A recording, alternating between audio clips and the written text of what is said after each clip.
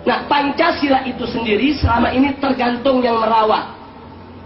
Pancasila tatkala dirawat oleh Bung Karno, Pancasila itu ditafsirkan oleh Bung Karno sesuai dengan pahamnya.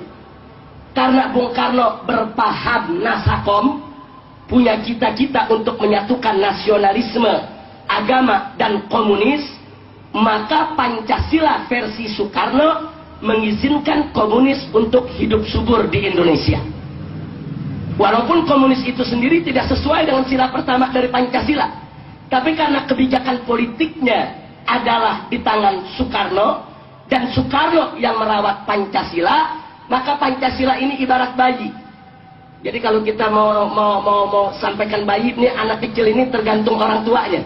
Mau dibikin Yahudi, mau dibikin Nasrani, atau mau dibikin apa? Persis, Pancasila seperti bayi ya Pak. Mau dibawa kemana?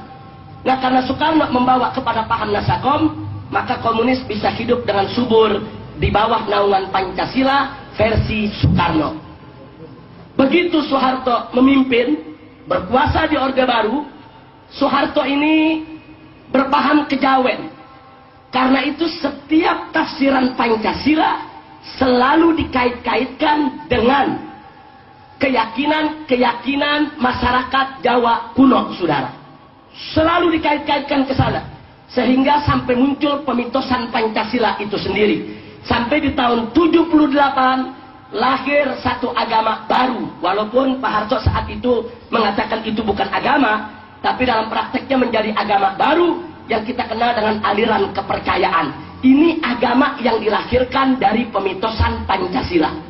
Karena Pancasila dijadikan satu mitologi, kemudian akhirnya melahirkan satu kepercayaan kepada Tuhan Yang Maha Esa yang membenarkan semua agama, lahir yaitu aliran kepercayaan pada tahun 77 yang kemudian pada tahun 78 dimasukkan dalam TAP MPR RI tentang GBHN.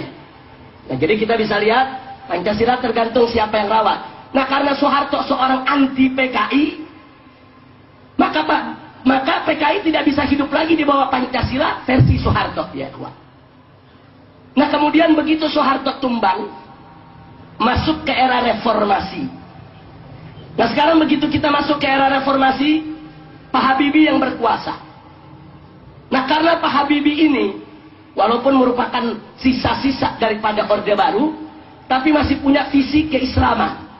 Sehingga di bawah Habibie lahir undang-undang yang membolehkan daerah istimewa Aceh untuk menjalankan syariat Islam yang tidak pernah terjadi sepanjang Orde Lama dan Orde Baru ya kawan.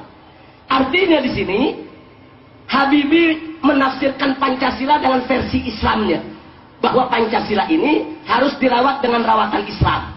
Karena itu Pancasila tidak boleh dijadikan sebagai penghalang penerapan syariat Islam. Akhirnya syariat Islam gol di Aceh ya kawan.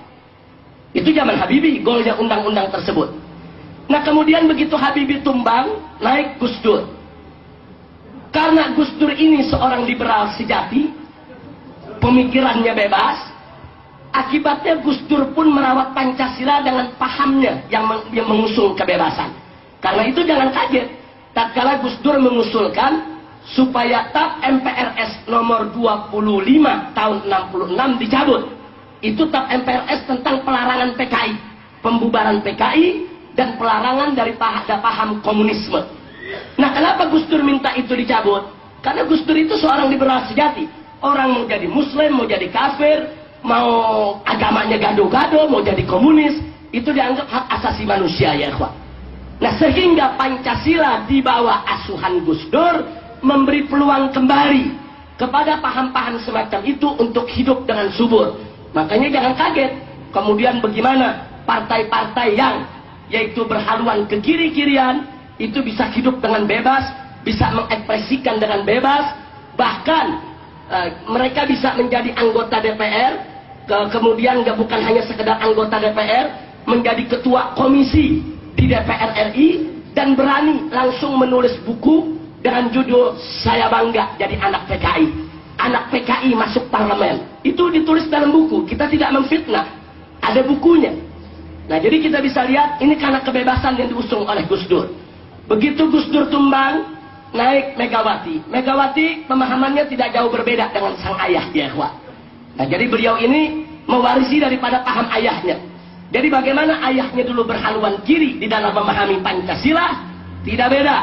Megawati pun memberikan keluasan kepada paham kiri untuk diterima di bawah naungan Pancasila. Nah, kemudian begitu Megawati tumbang, naik SBY saat ini.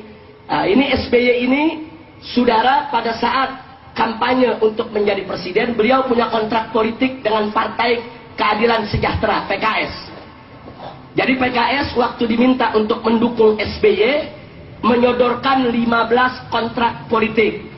Salah satunya adalah, kalau SBY ingin didukung oleh PKS, salah satunya tidak boleh melakukan dikotomi antara Pancasila dan agama Islam. Karena selama ini yang dilakukan oleh Orde Lama, Orde Baru, dan lainnya selalu melakukan dikotomi antara kedua ini, saudara. Sehingga Islam selalu disuruh berkelahi sama Pancasila. Nah, akibatnya pejuang-pejuang syariat Islam yang terjebak, mereka mengkafir-kafirkan Pancasila, memurtad-murtadkan Pancasila.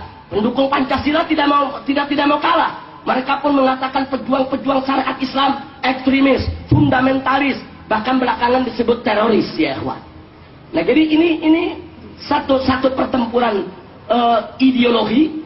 Sementara Islam itu sendiri bukan ideologi, tapi merupakan akidah, syariat dan akhlak.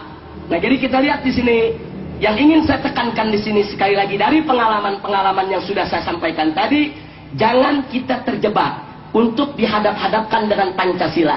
Begitu kita terjebak, maka kita akan repot untuk menghadapi segala tuduhan ketimbang formalisasi syariat Islamnya, ya ikhwah.